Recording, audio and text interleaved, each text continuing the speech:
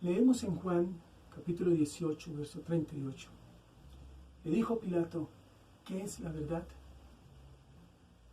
Hoy, amados hermanos, reina más que nunca esta misma pregunta, desde los académicos hacia la sociedad, cuando se preguntan, ¿qué conocimiento es verdadero? Por lo cual, en las mentes de los hombres flotan las preguntas, ¿existe realmente la verdad? ¿Se puede hablar de la verdad como algo único? Si nos encontramos frente a una persona posmoderna, recibimos de ella como respuesta a estas preguntas un rotundo y enérgico no. Y él añadiría además, no hay verdades definitivas, a lo sumo existen verdades parciales. La posmodernidad es la era del relativismo. Para el posmoderno todo es relativo, todo depende del ángulo en que observamos las cosas. Todo depende del cristal con que se mire. No hay un solo lente, como lo fue las escrituras en otro tiempo. Hoy en día vemos cumplido o vigente lo que leemos en la Biblia, en la versión bíblica de la Nueva Traducción Viviente, en Isaías 59, versos 14 y 15. En Isaías 59, versículos 14 y 15. Nuestros tribunales se oponen a los justos y no se encuentra justicia por ninguna parte. La verdad tropieza por las calles y la honradez ha sido declarada ilegal. Sí, la verdad ha desaparecido y se ataca a todo aquel que abandona la maldad. El Señor miró y le desagradó. Hermanos, en este tiempo, la verdad se cae en las calles y no puede ser encontrada. El relativismo se entiende desde la teoría del conocimiento como la imposibilidad de que existan verdades absolutas. Al no existir estas, solo se puede conocer de forma relativa el contexto y las circunstancias de esa verdad. Desde la ética, como la imposibilidad de considerar algo que sea bueno o malo absolutamente. Es decir, que no hay diferencia absoluta para la bondad o la maldad. Estas siempre dependen de determinadas circunstancias de la acción. Y desde la ciencia que estudia los aspectos físicos y las manifestaciones sociales y culturales de las comunidades, es decir, desde la antropología, hablamos del relativismo cultural, según el cual cada cultura es un sistema cerrado sobre sí mismo, equivalente moral y funcionalmente a cualquier otra. Por lo tanto, la verdad depende de la cultura en que se nace. Hermanos, el relativismo ha invadido todas las áreas del pensamiento, inclusive las ciencias exactas, como la física, la lógica y las matemáticas, han sido afectadas por esta forma de pensamiento. Entonces el relativismo es la creencia de que lo que es cierto para usted, tal vez no sea para mí. O lo que fue verdadero, entonces, pueda que ahora no lo sea. La verdad se vuelve una cuestión relativa respecto al tiempo, el espacio y las personas. Y por ello se ha perdido la habilidad de discernir entre lo bueno y lo malo. La verdad se ha convertido en cuestión de gusto. La moralidad ha sido reemplazada por la preferencia individual. Nuestros jóvenes de hoy están creciendo en una cultura que refleja la filosofía. Si te hace sentir bien, hazlo. Su idea acerca de la diferencia de lo bueno y lo malo es inestable. Algo que está sujeto a cambios, algo que es relativo, circunstancial y personal, no permanente o universal. Es por eso que las conversaciones y discusiones de hoy terminan con la muy trillada frase: esto será verdad para ti, pero no para mí. O la muy popular frase de nuestro comediante Suso: interesante, pero discutible. Ahora con el relativismo, muchas cosas que se consideraban pecado se empiezan a observar como normales. Ha desaparecido el límite entre la normalidad y la patología. Hay un extraño gusto por lo transexual, el homosexualismo, el transvestismo. Se ven como cosas comunes. La psicología no lo ve ya como una parafilia, sino como una nueva opción, una nueva forma de vida alternativa. También otro ejemplo que está asombrando es la legislación de prácticas como el aborto y la eutanasia. Todos estos ideales nos llegaron a nuestras casas en Latinoamérica desde los medios de comunicación masivos y hemos empezado a copiar el mismo tipo de comportamiento. El relativismo que viene de Europa y Estados Unidos cada vez se ve más imitado por los hispanoamericanos. Las series televisivas, las películas, telenovelas reproducen personajes gays, travestis y cuanto sujeto subgéneris transexual les puede pasar por sus mentes. Ahora, bajo el relativismo, el individuo solo puede aspirar a conocer parte de la realidad. Sus creencias son teorías temporales, es decir, son precarias o anticuadas. Ninguna de sus afirmaciones tiene superioridad sobre otra. Es ridículo que afirme poseer la verdad. Es visto como despreciable al tratar de establecer sus ideas o puntos de vista. Y se espera que su mayor virtud sea la tolerancia. Hermanos, la cruda verdad es que el consenso cultural occidental fundamentado sobre las bases del cristianismo se ha derrumbado. Sus pilares fueron destruidos y el edificio se vino abajo. Ya la gente no sabe lo que es correcto o depende del punto de vista. ¿Cómo entonces hablar de la verdad del Evangelio cuando es considerada una verdad parcial?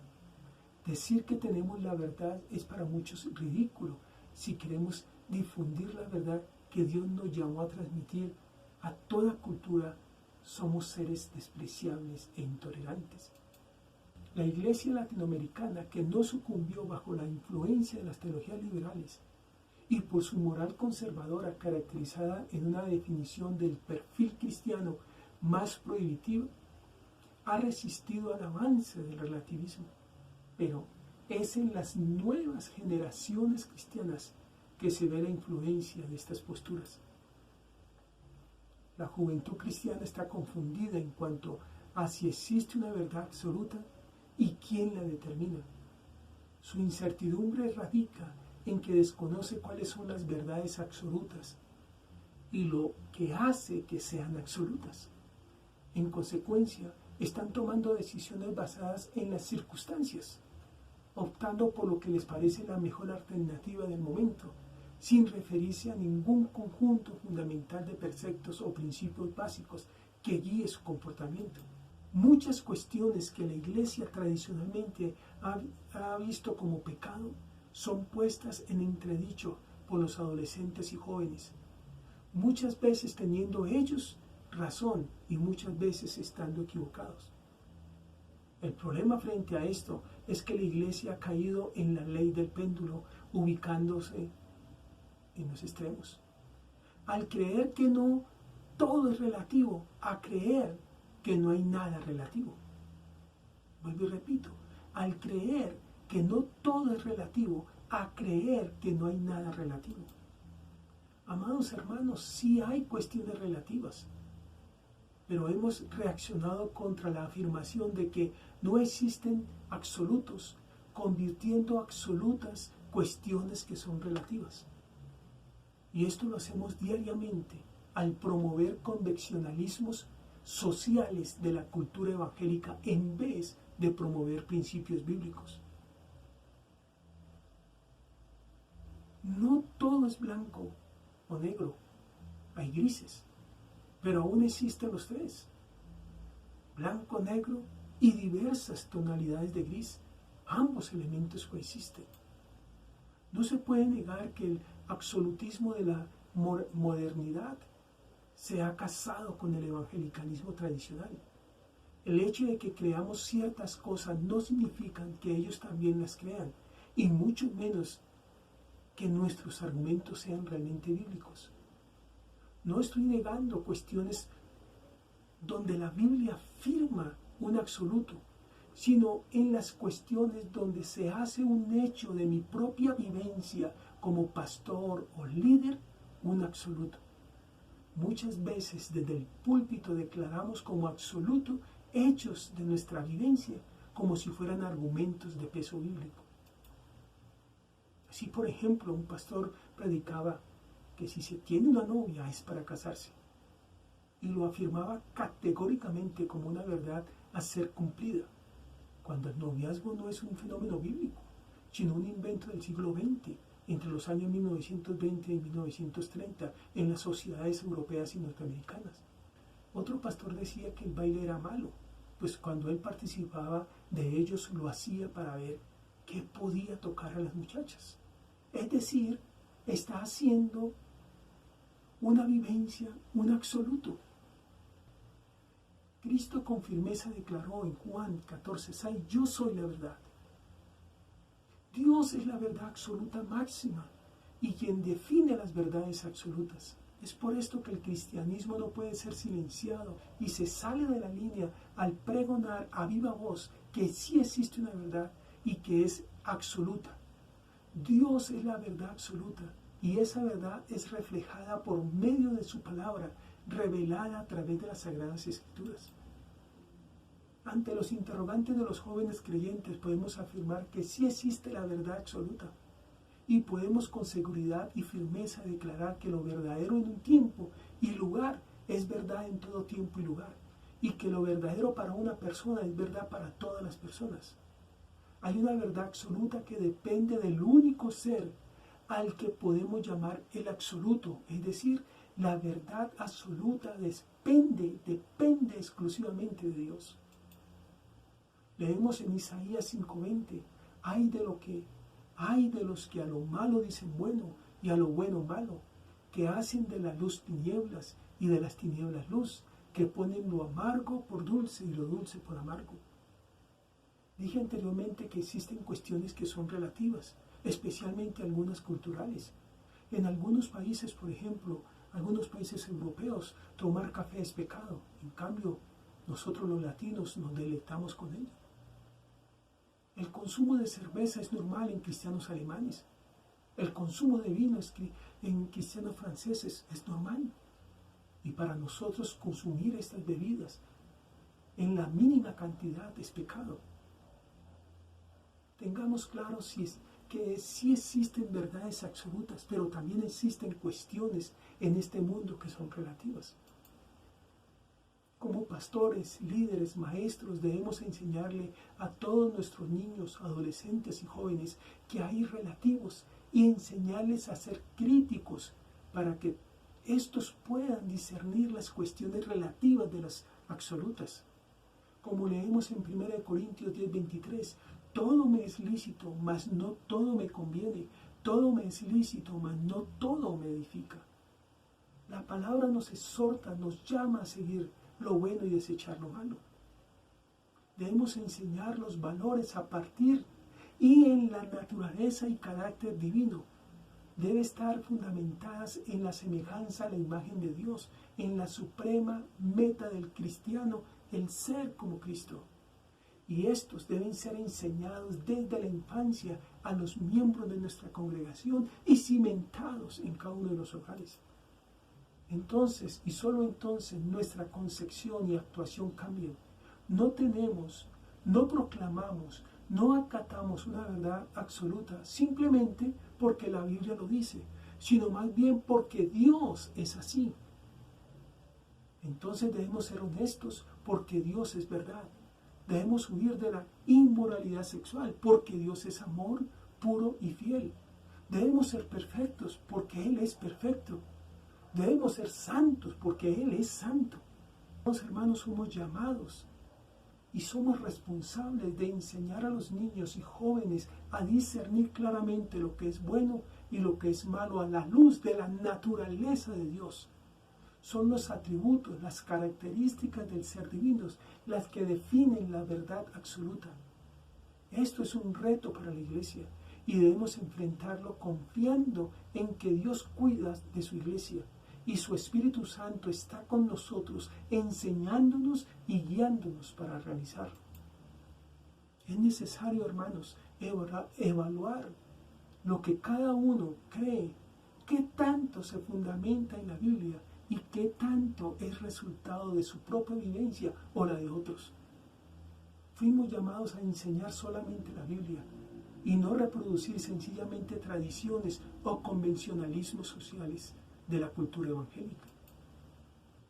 Dios es el que define lo bueno y lo malo. No lo define la iglesia, ni mucho menos los pastores o los líderes de niños, adolescentes y jóvenes. La palabra de Dios es la máxima autoridad, no la palabra del pastor. La palabra nos dice, el Señor es mi pastor, no el pastor es mi Señor.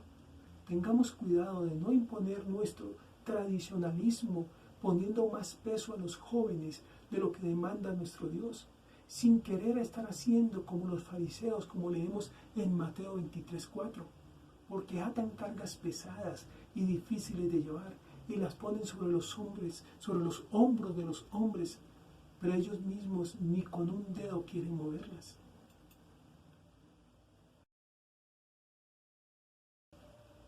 Este término proviene del vocablo en latín oecumenicus, que quiere decir lugar ocupado por un todo. Se trata de una corriente religiosa filosófica propia del cristianismo que define una idea fundamental. Todas las iglesias cristianas son manifestaciones que comparten la idea de amor a Dios. Su objetivo es la creación de lazos de entendimiento y de hermandad entre las distintas religiones. Participan en este movimiento todos los que invocan al Dios uno y trino y confiesan que Jesús es el Señor y Salvador. Casi todos, aunque de distinta manera, aspiran a una iglesia de Dios única y visible. El movimiento ecuménico comenzó oficialmente en el Congreso Misionero de Edimburgo, Escocia, en 1910. Surgió en un ambiente protestante y en un contexto misionero, por la necesidad de presentar un frente unido en los países paganos. La Conferencia Misionera Mundial fue la primera conferencia ecuménica de alcance internacional y se celebró en Edimburgo, Escocia, en 1910. Fue considerada una conferencia mundial, aunque los integrantes pertenecían principalmente a las iglesias de América del Norte o las del norte de Europa. De los 1.215 delegados asistentes, solo 17 eran de Asia y fueron llamados nativos. La Iglesia Ortodoxa o la Católica Romana no fueron invitadas. Tampoco hubo representantes de la Iglesia de África, Asia o Latinoamérica. Entonces, en esta conferencia solo participaron denominaciones y asociaciones relacionadas con el cristianismo protestante. Finalizada la conferencia, se decidió formar un comité de seguimiento que daría origen posteriormente al Consejo Misionero Internacional. Las tres grandes figuras que establecieron las bases del ecumenismo protestante fueron Carlos Bren, obispo de la Iglesia Episcopal Canadiense. En 1927 reunió en Lausana, Suiza, una conferencia que dio origen al movimiento Fe y Constitución. Su objetivo era unificar la doctrina. El segundo fue Nathan Söderblom, como vimos en la clase anterior, obispo luterano de Uppsala, Suecia. Trató de enfocar la unidad de los cristianos bajo el aspecto práctico y no doctrinal. Buscaba la colaboración de las actividades prácticas como camino para llegar a la unidad. En el Congreso de Estocolmo de 1925 fundó el movimiento Vida y Acción. Recibió el Premio Nobel de Paz en 1930. Y el tercero fue Juan Mott, metodista enamorado del ecumenismo.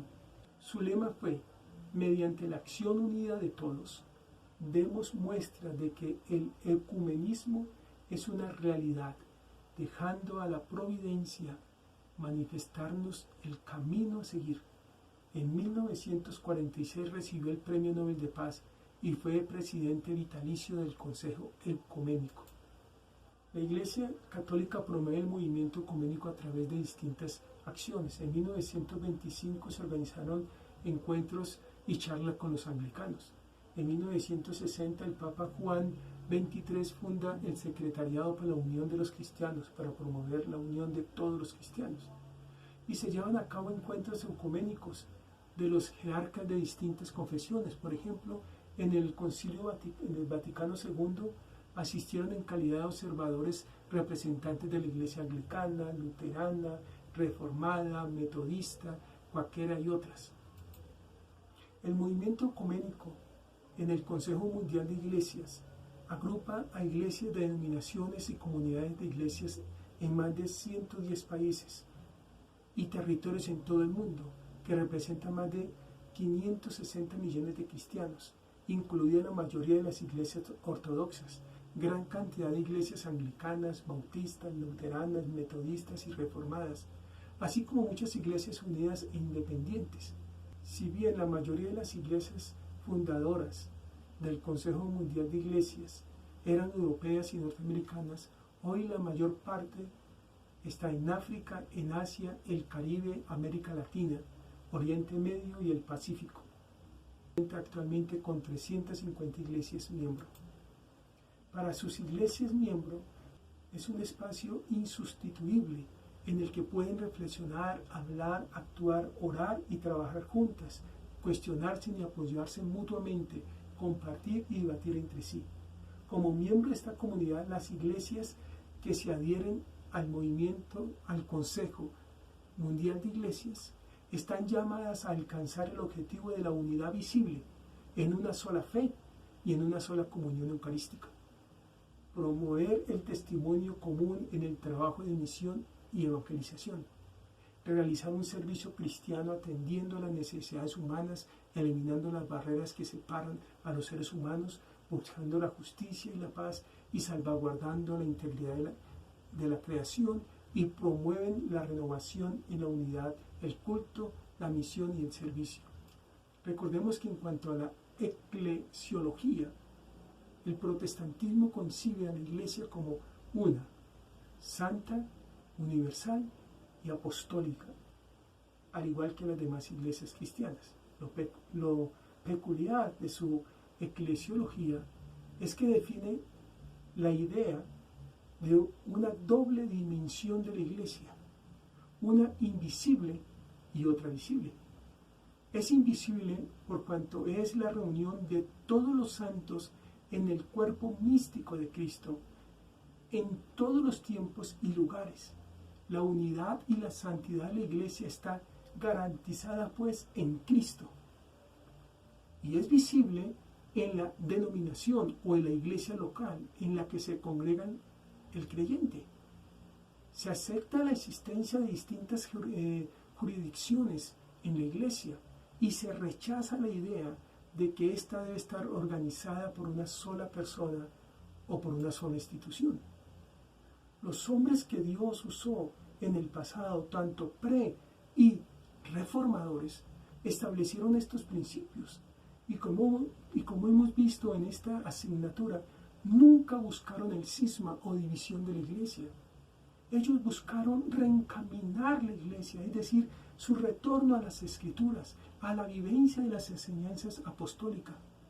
Por lo tanto, si el ecumenismo conlleva el retorno al Dios de la Biblia, al retorno a las escrituras, es necesidad primordial buscar la unidad de la iglesia.